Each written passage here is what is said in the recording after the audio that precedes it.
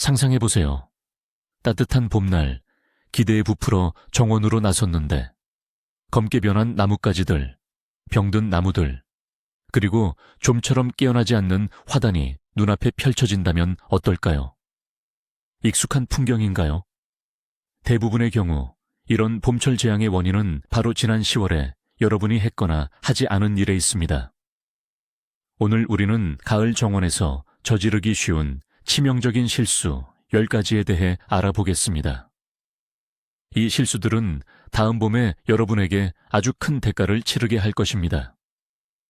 그리고 약속하건대 이 중 일부는 올바른 관리처럼 위장하고 있기 때문에 여러분을 정말로 놀라게 할 겁니다. 많은 정원사들은 10월을 정원 일을 마무리하는 시기로 생각합니다.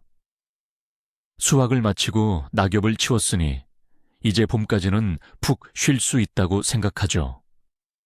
하지만 사실 10월은 끝이 아니라 다음 시즌을 위한 출발점입니다. 바로 지금 여러분의 정원의 건강, 활력, 그리고 미래의 아름다움이 결정됩니다.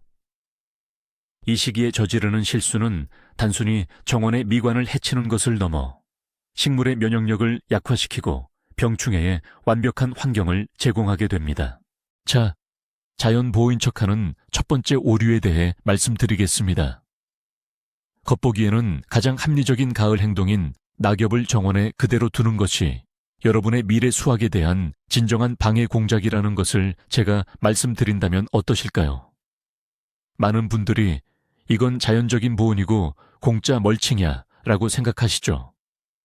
정말 그럴듯하게 들리지만 사실은 여러분 스스로가 모든 병해충에게 완벽한 겨울 휴양지를 만들어주는 셈입니다. 이 두껍고 축축한 낙엽 카펫 아래에서는 마치 온실 같은 환경이 만들어집니다. 습하고 어두우며 통풍이 되지 않는 곳, 바로 곰팡이 포자가 겨울을 나기에 완벽한 조건이죠. 이곳에서 사과나무의 검은 별문우병, 벚나무의 이포갈병, 그리고 관목류의 흰가루병 병원균들이 추운 겨울을 납니다. 그리고 봄이 되어 따뜻해지면 이 모든 병원균 군단이 새로운 힘을 얻어 어린 잎과 꽃들을 공격할 것입니다. 게다가 썩어가는 낙엽 아래에서는 민달팽이들이 겨울잠을 자고 알을 낳는 것을 아주 좋아합니다. 봄이 되면 이들은 여러분의 비비추와 양배추를 찾아 제일 먼저 사냥에 나설 겁니다. 특히 잔디밭이 큰 피해를 입습니다. 두껍고 축축한 낙엽층 아래에서 잔디는 질식하고 썩기 시작합니다.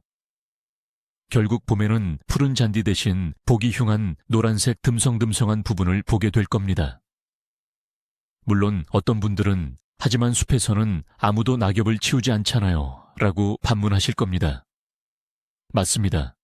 하지만 여러분의 정원은 야생 숲이 아니라 연약한 작물들이 있는 인공 생태계입니다. 아니면 다르게 생각하시나요? 두 번째 실수로 넘어가 볼까요? 얼핏 보기엔 부지런하고 제대로 관리하는 것처럼 보이는 실수입니다. 자, 상상해 보세요. 전정가위를 들고 겨울을 앞둔 정원을 깔끔하게 다듬고 있습니다. 아, 나는 참 좋은 정원 관리인이야 하고 뿌듯해지죠. 하지만 제가 말씀드린다면 어떨까요? 사실 이 가지치기는 대부분의 경우 식물을 돌보는 게 아니라 오히려 심한 상처를 입히는 일이 될 수 있다는 걸요. 이해는 갑니다. 보기 좋게 깔끔하게 정리해서 관목이나 나무를 단정하게 만들고 싶은 마음이겠죠. 하지만 정작 식물에게 10월에 하는 이런 가지치기는 엄청난 스트레스이자 기만 행위입니다. 새롭게 잘린 단면, 특히 날씨가 따뜻하면 식물에게 새로운 성장을 시작하라는 신호로 작용합니다. 식물은 서서히 휴명이로 접어들어야 할 시기에 남아있는 마지막 에너지를 새로운 싹을 틔우고 어린 가지를 자라게 하는데 써버립니다. 이 가지들은 진짜 추위가 닥치기 전에 충분히 자라 튼튼해지거나 나무처럼 단단해질 시간이 없습니다. 결과는 어떨까요? 봄이 되면 여러분은 새까맣게 변하고 얼어 죽은 가지 끝을 보게 될 겁니다. 하지만 가장 큰 위험은 이게 다가 아닙니다. 습한 가을 날씨에 생긴 가지치기 상처는 병균 감염의 통로가 됩니다. 수피암이나 사이토스포라병 같은 질병을 유발하는 곰팡이 포자들은 이런 기회를 호시탐탐 노리고 있습니다. 식물의 면역력은 이미 약해져 있고 수액 이동도 느려져 병균과 효과적으로 싸울 수 없는 상태입니다. 결국 여러분은 자기 손으로 나무에 병균을 옮기는 셈이고 그 나무는 봄에 오랫동안 어쩌면 헛되이 치료해야 할 것입니다. 과연 이런 가을철 정리가 그만한 위험을 감수할 가치가 있을까요? 아니면 여러분은 가을철 위생 가지치기는 반드시 필요하다고 생각하시나요? 자, 이제 가장 정성스러운 정원사들도 선의로 저지르는 흔한 실수에 대해 이야기해 볼까요? 긴 겨울을 앞두고 정원에 영양을 공급하고 싶고 힘을 주고 싶으실 겁니다. 이때 비료를 넉넉하게 뿌려주는 것만큼 좋은 것이 또 있을까요? 하지만 이런 좋은 의도가 오히려 사랑하는 식물들에게 사형 선고를 내리는 것과 같을 수 있다는 사실을 알고 계셨나요?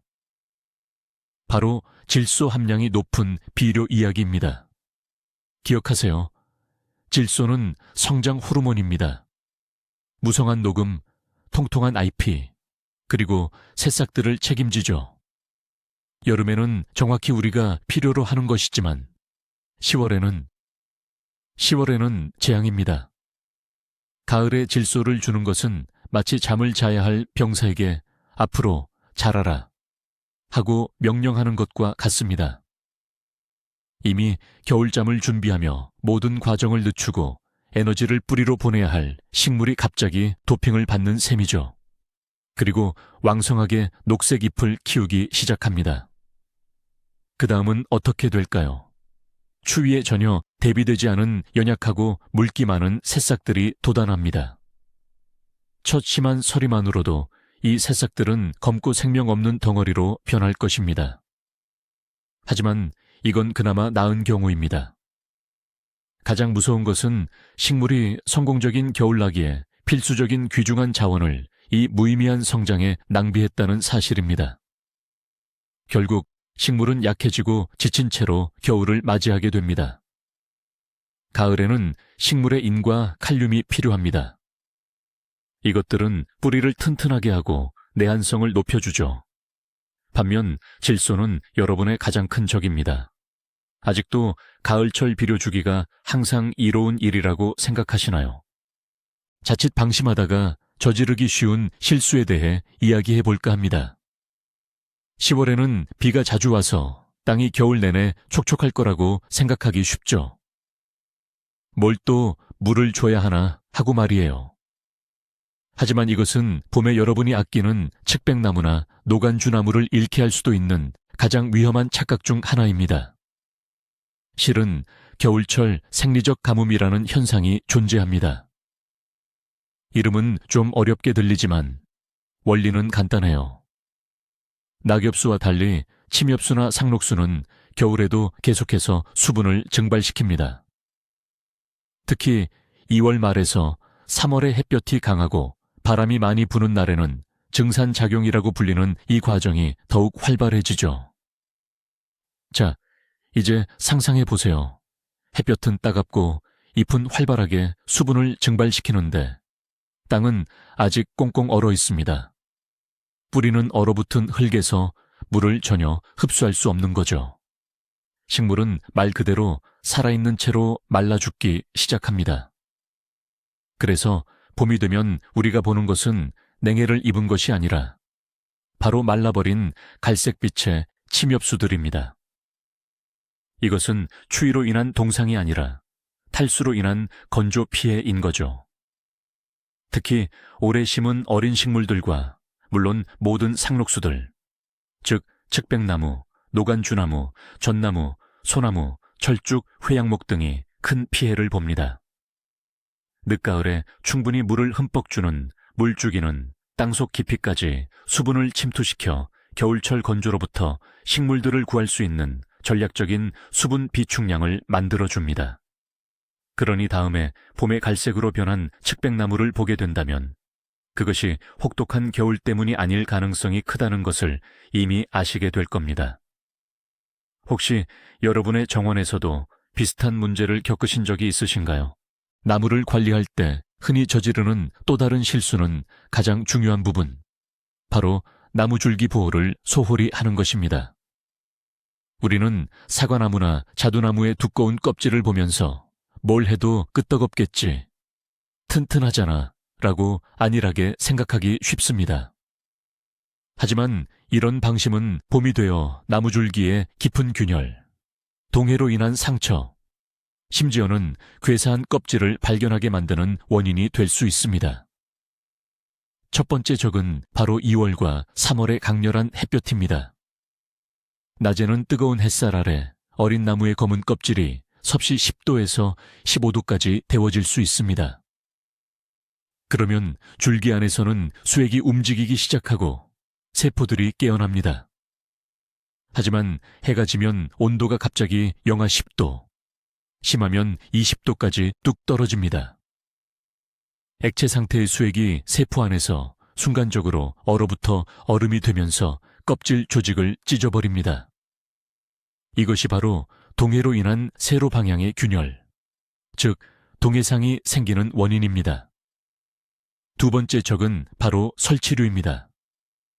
배고픈 들쥐나 토끼는 겨울철 어린 묘목의 부드러운 껍질을 마다하지 않습니다.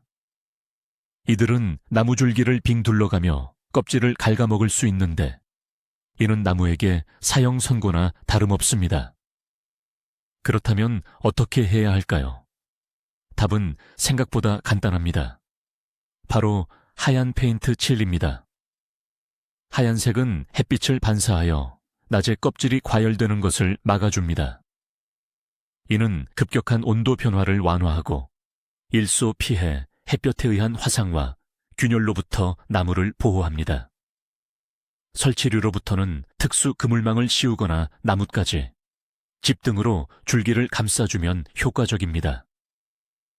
이런 간단한 조치들을 외면하는 것은 여러분의 무방비 상태인 나무 자녀들을 혹독한 시련에 홀로 내버려 두는 것과 다름없습니다. 결국 봄의 줄기의 상처를 치료하는 것은 가을에 미리 예방하는 것보다 훨씬 어렵다는 사실을 기억해야 합니다. 자, 이제 텃밭 농부들에게 가장 소중한 공간, 온실 속으로 들어가 봅시다. 토마토와 오이 수확을 마치고 시든 줄기들을 모두 뽑아내면 이제 할 일은 다 했다고 생각하기 쉽습니다. 봄이 올 때까지 그냥 문을 닫아두고 싶은 유혹에 빠지기도 하죠. 하지만 잠깐만요. 이대로 문을 닫는 것은 온실을 보존하는 것이 아니라 오히려 병충해의 완벽한 온상으로 만드는 셈입니다. 올여름 여러분의 토마토는 어떤 병을 앓았나요? 역병이나 잎곰팡이병이었나요? 아니면 오이에 응애가 들었었나요? 이 모든 곰팡이 포자, 해충의 알과 유충들은 어디론가 사라지지 않았습니다. 그것들은 식물 잔재물, 흙의 표층, 온실 구조물 자체, 그리고 틈새와 이음매에 그대로 남아 있습니다. 밀폐된 온실 내부는 이들에게 겨울을 나기에 완벽한 조건이죠. 심한 추위도 바람도 폭우도 없으니까요. 그럼 봄에는 어떤 일이 벌어질까요? 햇살이 따뜻해지는 순간 이 모든 적군들이 깨어나 여러분의 신선하고 어린 모종에 맹렬히 달려들 것입니다. 여러분은 건강한 씨앗을 샀는데 역병이 또 어디서 왔지 하고 놀라실 겁니다. 하지만 그 병은 어디로 가지 않고 여러분의 온실에서 그저 편안하게 겨울을 났을 뿐입니다. 그러므로 가을철 대청소와 소독은 선택이 아니라 필수입니다. 모든 식물 잔재물을 완전히 제거하고 온실 구조물을 깨끗이 씻어내며 가장 중요한 것은 흙을 소독하거나 겉흙을 교체해야 합니다. 이것은 힘들고 귀찮은 작업처럼 보이지만 여러분의 수많은 신경을 덜어주고 약값도 아껴주며 미래의 수확을 지켜줄 것입니다. 여러분은 가을의 온실을 항상 깨끗이 정리하시나요? 자, 이제 정원의 여왕이라 불리는 장미 이야기를 해볼까요? 장미에 대한 지나친 사랑과 걱정 때문에 얼마나 많은 실수들이 저질러지는지 모릅니다.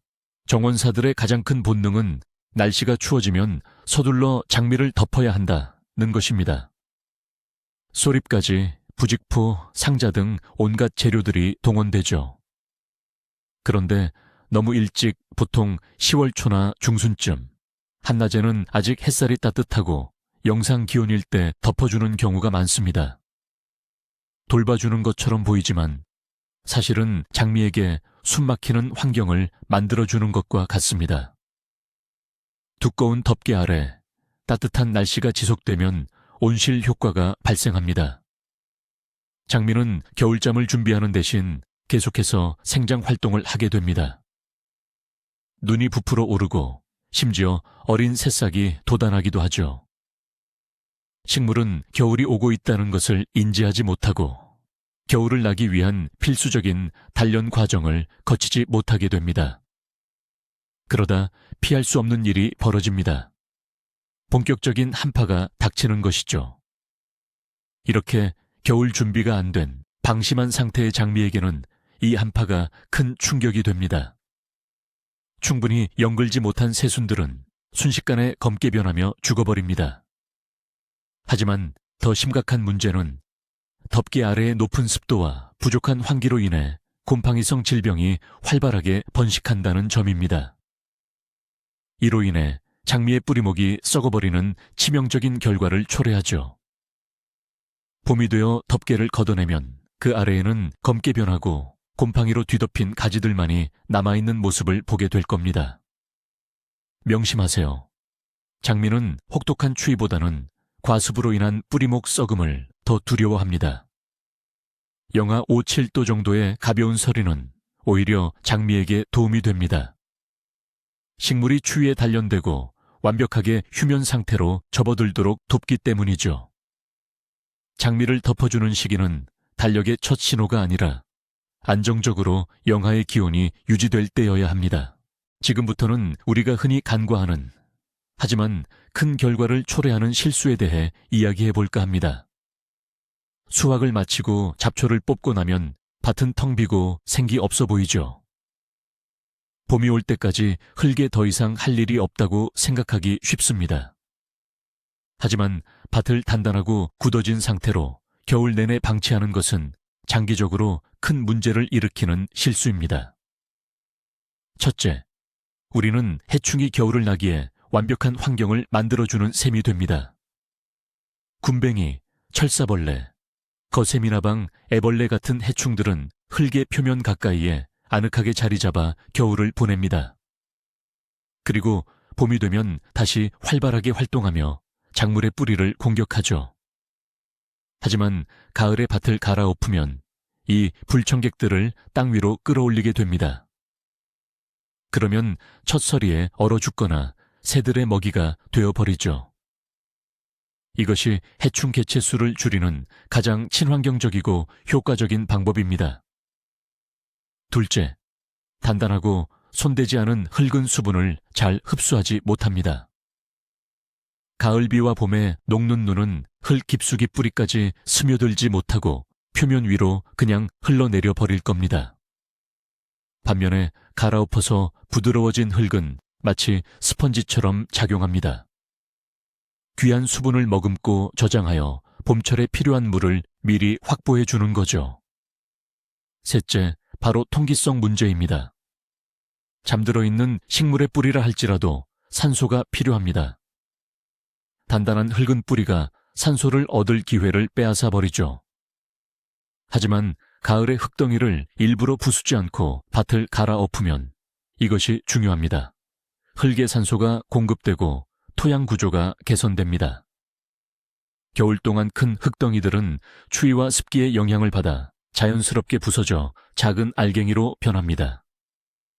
그래서 봄에는 부드럽고 생기 넘치며 파종할 준비가 된 흙을 만나볼 수 있게 되는 겁니다.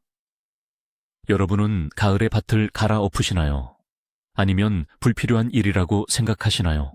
우리 곁에 든든한 조력자, 정원 도구와 관련해서 흔히 저지르는 실수에 대해 이야기해 볼까요? 정원 가꾸기 시즌이 끝나고 지친 몸을 이끌고 잠시 쉬어가고 싶을 때 흙이 잔뜩 묻은 전지가위, 흙덩이가 달라붙은 삽, 풀 조각이 엉겨붙은 쇠스랑이 그 모습 그대로 창고로 직행해 내년까지 잠들어 버리는 모습, 익숙한 풍경 아닌가요? 하지만 이건 단순히 깔끔하지 못하다는 차원을 넘어섭니다.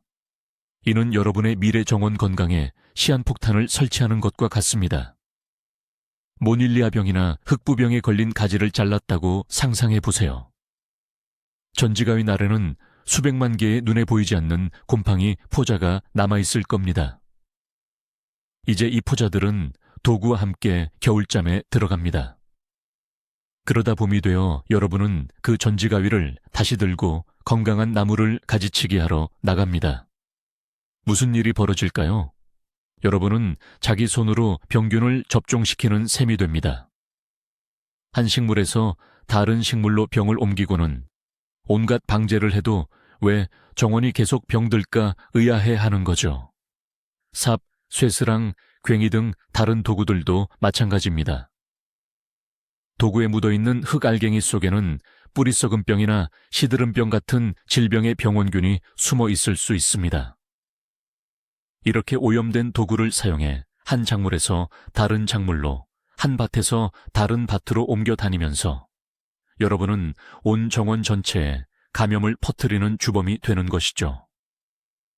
따라서 가을철 도구 세척 및 소독은 단순히 깨끗하게 보이는 것 이상에 식물 위생 안전에 직결되는 매우 중요한 일입니다. 모든 작업면에 붙어있는 흙과 식물 잔여물을 깨끗하게 닦아낸 후 알코올, 클로르헥시딘 또는 전용 소독제와 같은 소독액으로 철저히 소독해야 합니다. 그리고 나서 녹이 슬지 않도록 금속 부분에 오일을 칠해준 후에야 비로소 도구들을 편안한 휴식에 들게 할 수 있습니다. 이 간단한 규칙 하나가 다음 시즌에 여러분의 수고를 크게 덜어주고 풍성한 수확을 안겨줄 것입니다. 이제 달콤한 열매, 딸기에 대해 이야기해 볼까요? 정확히는 재배 딸기 또는 가든 스트로베리라고 부르기도 하죠. 가을철의 딸기를 관리하는 방식 중에는 다소 극단적인 방법이 흔히 사용되곤 합니다. 낫이나 예초기를 사용해서 모든 잎을 뿌리째 베어버리는 거죠. 이런 생각에서죠. 묵은 잎이 병해충의 원인이 될 수 있으니 전부 제거해서 봄에 새롭고 건강한 잎이 자라도록 하는 것이 좋다는 거죠.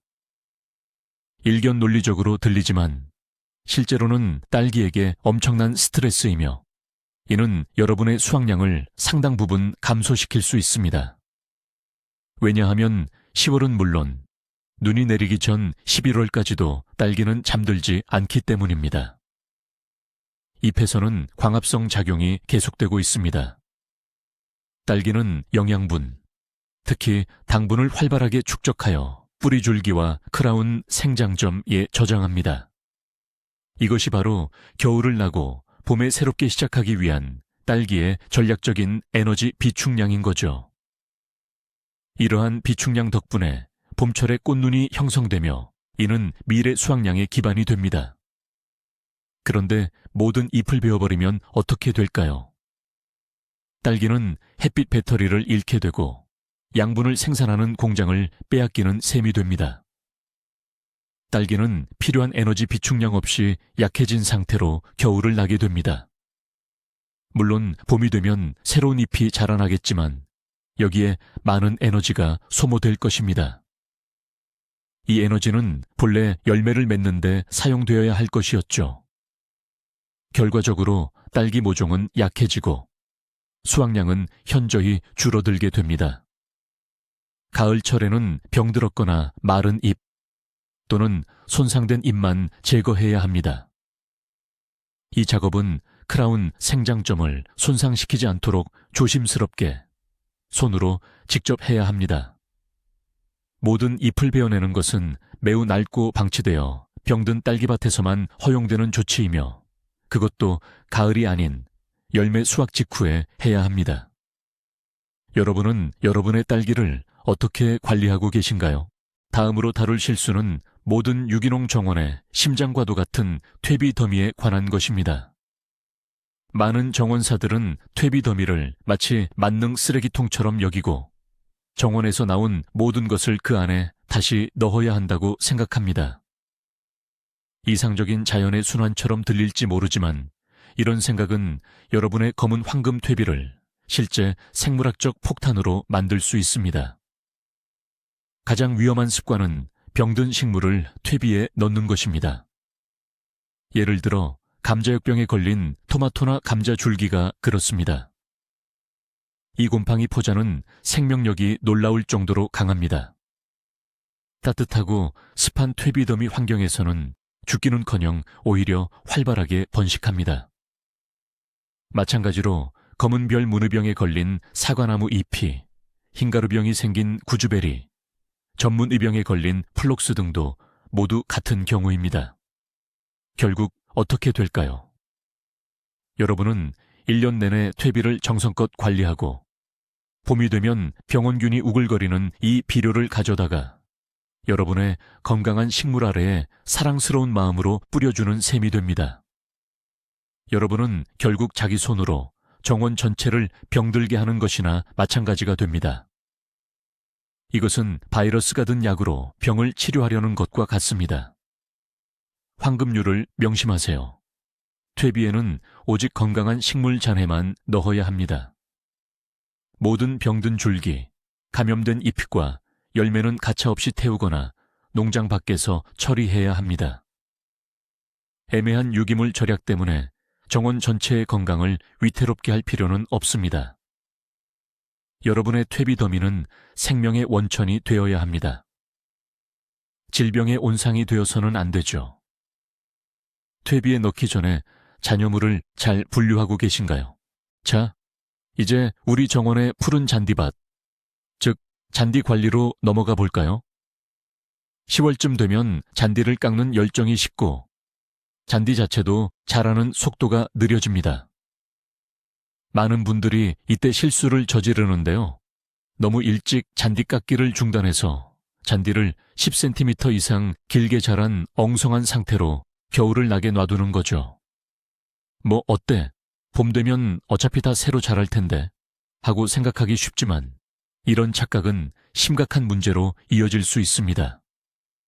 눈이 내리고 길게 자란 잔디 위에 쌓이면 눈은 잔디를 땅에 바싹 눌러붙게 만듭니다.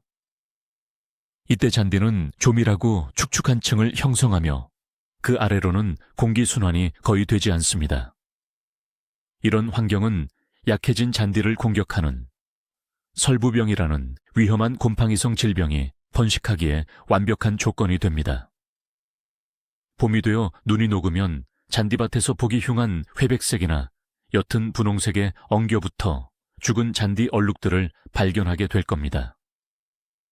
이것이 바로 겨울철 뿌리 썩음 현상의 결과입니다. 잔디가 죽어버린 부분에는 듬성듬성 빈 공간, 즉 대머리 같은 곳이 생기고 나중에 새로운 씨앗을 뿌려 복구하려면 많은 시간과 노력이 필요합니다. 잔디가 겨울을 나기 위한 최적의 길이는 약 5.7cm입니다. 이 정도 길이는 눈이 쌓여도 잔디가 엉겨 붙지 않고 공기순환이 잘 되도록 충분히 짧습니다. 동시에 뿌리 시스템이 얼어 죽지 않도록 보호해 줄 만큼 충분히 길기도 하죠. 그러므로 마지막 잔디 깎기는 본격적인 서리가 내리기 약 2주 전쯤에 해야 합니다. 잔디가 조금 더 자라고 튼튼해질 시간을 벌 수 있도록 말이죠. 조금 귀찮더라도 이렇게 관리해주면 봄에 여러분의 잔디가 건강하고 아름다운 모습으로 보답할 거예요. 마지막으로 우리 목록의 마지막이자 정원사의 지름신과 관련된 아주 중요한 실수에 대해 이야기해 볼까요? 가을은 묘목농장의 할인 판매 시기라 그토록 꿈꾸던 묘목을 매력적인 가격에 사고 싶은 유혹이 매우 크죠. 하지만 10월 말이나 11월에 맨뿌리 묘목을 구매하고 더 중요하게는 심는 것은 성공 확률이 매우 낮은 가든 러시안 룰렛과 같습니다. 식물은 특히 맨뿌리 묘목은 심은 후에 뿌리를 내릴 시간이 필요합니다. 겨울에 스스로를 지탱하고 성공적인 봄을 맞이하려면 새롭게 영양분을 흡수할 잔뿌리를 충분히 뻗을 시간이 있어야 해요. 그러기 위해서는 따뜻한 토양이 필수적입니다.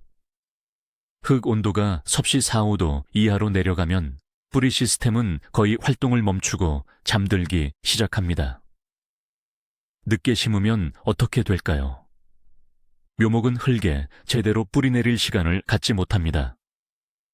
뿌리를 내리지 못한 채로 겨울을 맞게 되는 거죠. 겨울에는 매서운 바람에 말라붙고 혹독한 추위에 얼어 죽을 수 있으며 봄에는 녹은 물에 의해 흙 밖으로 밀려 나올 수도 있습니다. 이런 묘목은 결국 죽거나 설령 살아남더라도 오랫동안 병치레를 하거나 성장이 크게 지연될 가능성이 큽니다. 봄이 되면 생명력 없는 앙상한 가지만을 바라보며 도대체 무엇이 잘못된 걸까 하고 의아해할 수밖에 없을 겁니다. 맨뿌리 묘목을 심기에 가장 적합한 시기는 9월 말부터 10월 상반기입니다.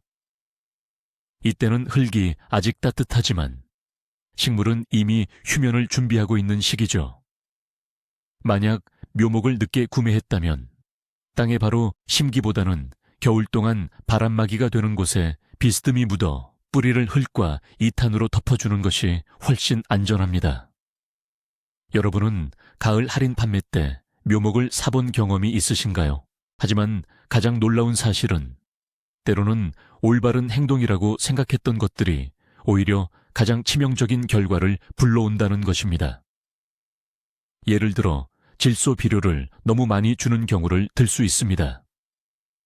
식물에 좋은 일을 한다고 확신하지만 실제로는 서리에 얼어 죽을 수밖에 없는 어린 새싹의 성장을 부추기는 셈이죠. 장미를 너무 일찍 덮어주는 것도 그렇습니다.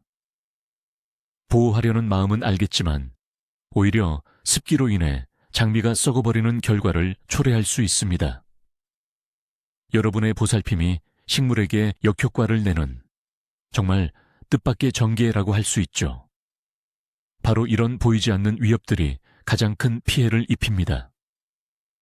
봄이 되어 원인을 날씨나 병충해에서 찾지만 사실 그 뿌리는 여러분의 지난 가을 행동에 있었기 때문입니다. 보시다시피 10월은 단순히 쉬어가는 달이 아니라 전략적인 계획이 필요한 달입니다. 지금 여러분이 하는 하나하나의 행동은 정원의 건강과 아름다움을 위한 투자이며 다가오는 봄의 100배, 1000배로 보답받을 것입니다. 영상을 끝까지 시청해 주셔서 감사합니다.